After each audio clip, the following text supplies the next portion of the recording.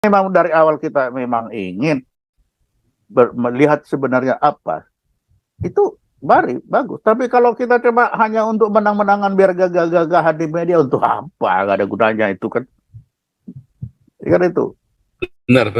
Ini yang kita lalai ya Pak. Yang itulah sebabnya saya kan belajar Israel Study Pak. Israel Study, Jewish History, Israel History. Makanya ketika saya ngelihat TV One, Tribun segala macam, wah saya ilfil Pak sampai Pak. Saya ingat ini. Iya kan, karena mereka sudah ini punya latar belakangnya yang sudah punya lain, penyampaiannya itu lain. Jadi seakan-akan termasuk Indonesia, wah memang Indonesia hidupnya dari hoax soalnya Pak. Bahwa itu dia. Rusia akan menurunkan apa negara-negara besar katanya kan, negara-negara besar mendukung Palestina kan, negara-negara besar mendukung Palestina katanya kan. Nah, beritanya kan begitu kan di Indonesia nih, deretan negara yang berdiri deretan negara yang berdiri di belakang Palestina ini kan. 2 hari yang lalu Kompas nih ya. Kompas, deretan negara berdiri di belakang Palestina dan Israel. Ya seakan-akan mereka sedang memframing bahwa Amerika di belakang Israel dan Putin di belakang Palestina. Ya. Dan balik lagi Pak, statementnya Netanyahu, kami perang melawan Hamas, bukan Palestina. Ya kan? Walaupun nanti itu jadi Palestina, tapi hari ini ya we are at war with Hamas.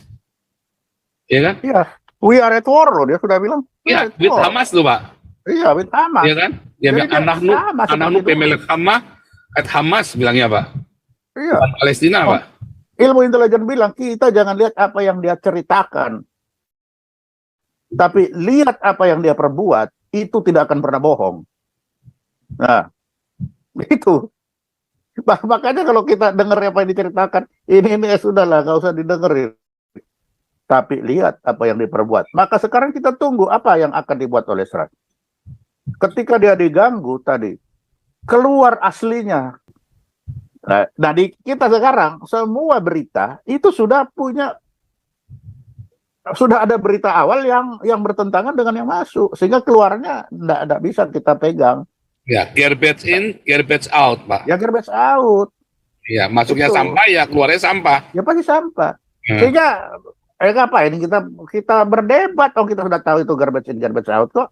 Lalu kalau menang berdebat juga untuk apa? Kan ada gunanya juga.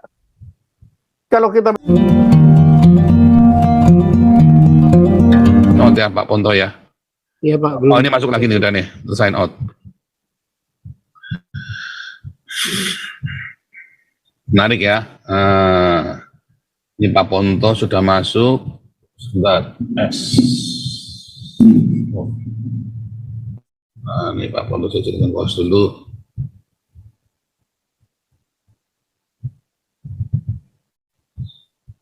Belum bisa masuk audionya nih.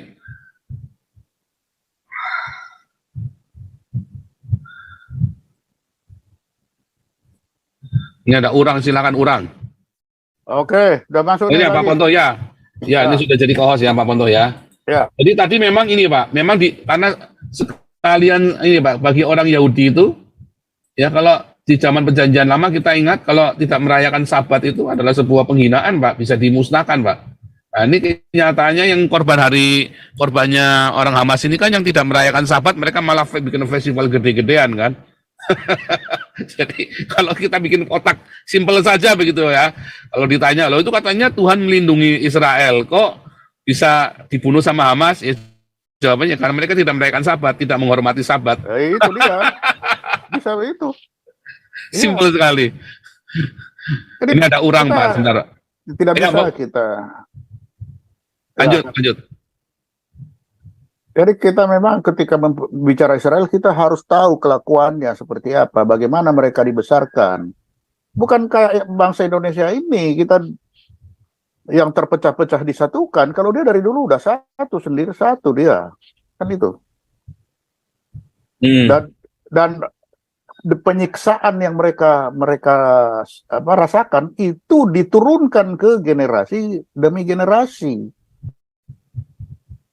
dia sambung sehingga kesadaran bahwa mereka ini kalau tidak bersatu atau dia tidak bersiap-siap semua, dia akan terulang lagi, terbuang lagi seperti dulu-dulu, dan itu dia pelajari benar.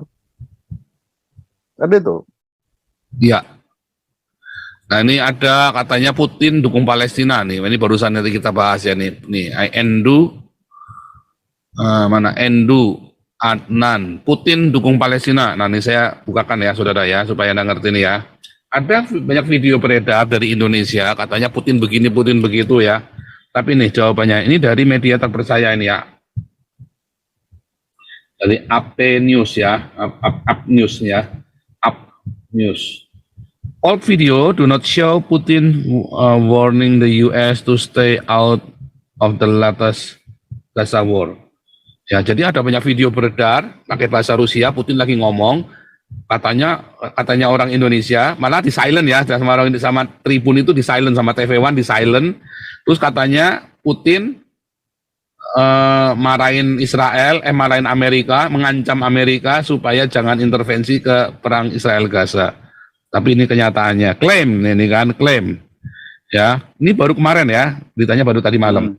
Klaimnya bahwa dua video memperlihatkan Presiden Rusia Putin memperingatkan Amerika supaya stay away dari Gaza war.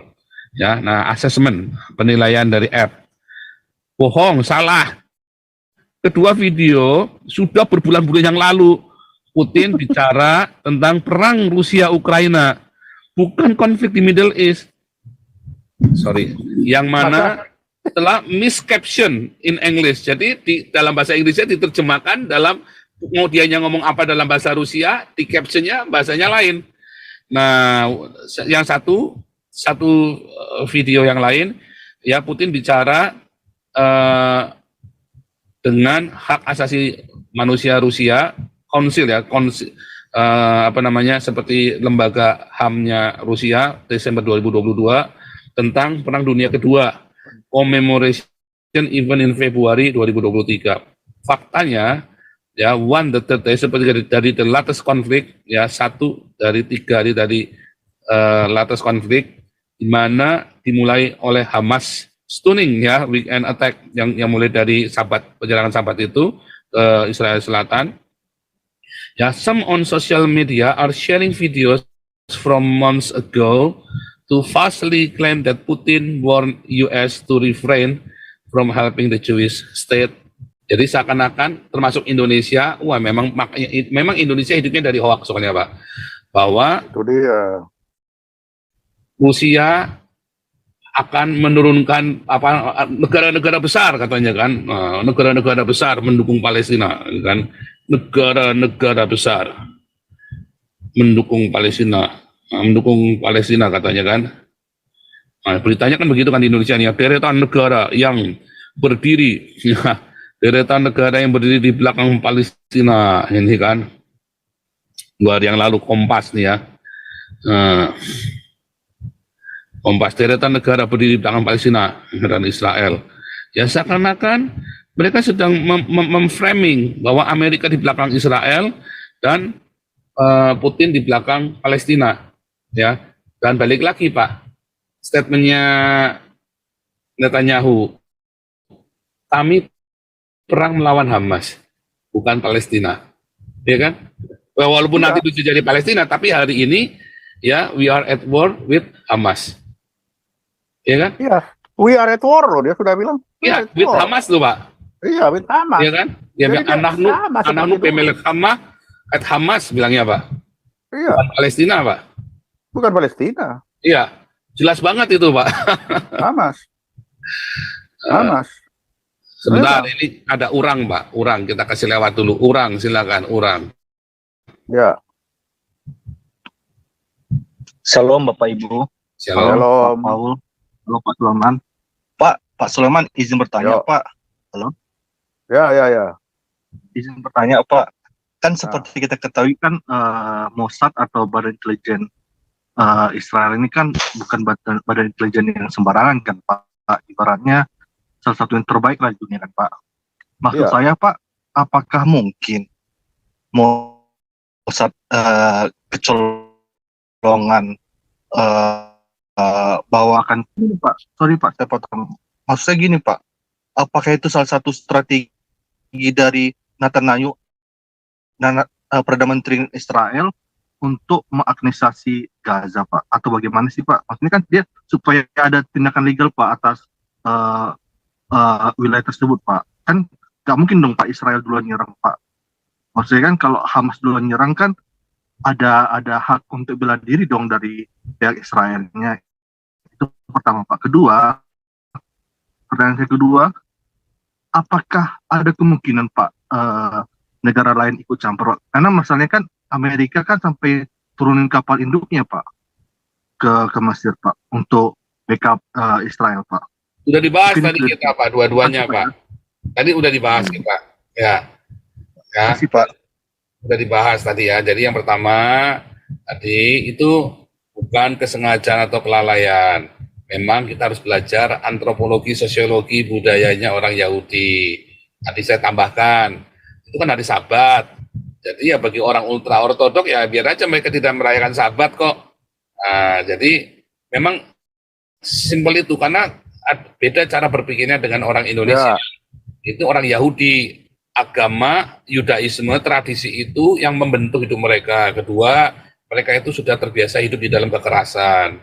Itu jawabannya itu. Jadi mereka sudah tahu itu biasa. Mereka dibunuh, jangan cengeng lah. Nah, 6 juta orang mati aja nggak kita tenang-tenang aja kok. Cuman 1.000 mati kok kamu gitu kan. Bagi Israel itu kulturnya begitu, otaknya mereka. Betul. Jadi kalau orang Islam berani mati, katanya jihad Hamas itu berani mati, orang Yahudi lebih berani mati lagi. Jangan dibilang orang Hamas ini belum merasain kata yang orang Yahudi berubur begitu. Itu loh yang pertama. Yang kedua, tidak mungkin negara-negara itu ikut perang, mereka ngitung duitnya cukup nggak mungkin. Arab mau ikut perang lagi Mesir lagi kolaps, Yordania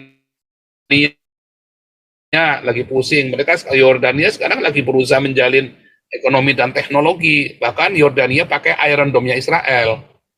Ya, jadi nggak mungkin dibilang bahwa Iron Dome kebobolan. Itu nggak ada Iron Dome kebobolan. Dan Israel tidak pernah mengatakan bahwa kami kebobolan, nggak pernah.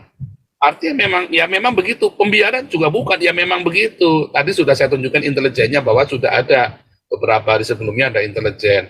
Apakah sengaja supaya orang Israel bisa nyerang? Enggak juga. Kalau saya tadi kan bilang, jangan-jangan kesengajaan supaya Netanyahu bisa nyerang Hamas, bisa menganeksasi. Enggak juga. Pokoknya maunya ya itu saja, maunya ya aman, tenang. Ya kan? Nah, itu sebetulnya begitu ya. Jadi sudah dijawab tadi, disimak ya. Ini kita lanjut dulu nih. Ini ada yang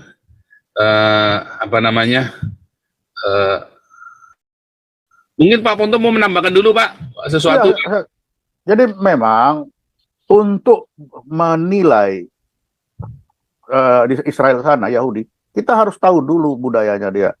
Pak Paul kan lihat bagaimana kemarin ketika kita bilang, loh di sana kan ada jenderalnya, di sana ada ininya, apakah dia menyerang? Lah Israel itu tidak pernah berhitung-hitung seperti itu. Iya kan? Dari pertanyaannya kita sudah bisa melihat ini pertanyaan melihat dari sisi budaya kita. Lah itu nggak akan ketemu.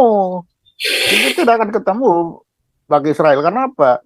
Israel ini suatu bangsa yang perjalanannya ribuan tahun dan boleh dibilang 75% perjalanan itu di dalam kekerasan. Sehingga terbentuklah manusia-manusia yang di memorinya itu kekerasan. Beda dengan kita. Kita ini dibentuk di dalam kedamaian. Belanda ya kita mengalah, kerja kata Belanda.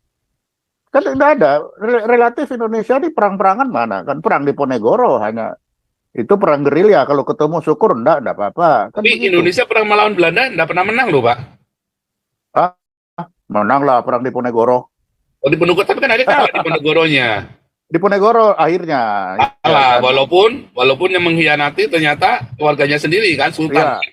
Tapi kan dari situ kita bisa melihat itu apa, bahwa di kita kalau ketemu syukur, kalau enggak ada apa-apa. 6 jam di Jogja, ya 6 jam di Jogja, seperti begitu.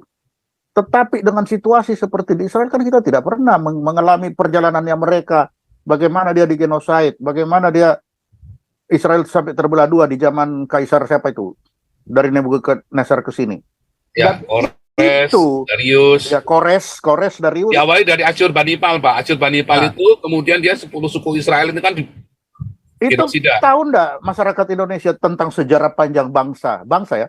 Sejarah panjang bangsa, kita tidak bicara negara Israel, tapi bangsa yang menjadi negara Israel. Kan begitu kalau melihat itu. Sejarah panjangnya seperti apa? Dan jangan lupa sejarah panjangnya itu sejak mereka lahir menjadi sebuah bangsa, apa yang terjadi di dalam sejarah bangsa, mereka tuturkan setiap hari. Dituturkan, disampaikan, diingatkan. Ya, kan begitu. Apa yang terjadi bagi bangsanya. Dituturkan. Sehingga generasi demi generasi itu tahu apa yang sedang terjadi bagi nenek moyangnya dia. Ya, jangankan orang-orang Israel, kita aja di luar orang Israel, kalau kita mau kita intelijen kan kita belajar sejarah. Kita aja yang belajar sejarah itu sudah cukup melihat, oh iya ternyata kita kekurangan data bahwa tentang Israel. Contoh, kita bilang Israel baru datang ke situ. Padahal kan ada prasasti bahwa Israel pernah di situ. Ya, banyak. Iya kan banyak, dan prasasti itu bukan dibuat oleh Israel, tapi dibuat oleh raja yang mengalahkan Israel. Kan itu. Nah, kan gimana coba? Ironik ya. Nah, ironik kan, saya mengerahkan Israel di sini. Itu kan ada. Lalu Menpeta itu, apa, prasasti Menpeta. Menefta.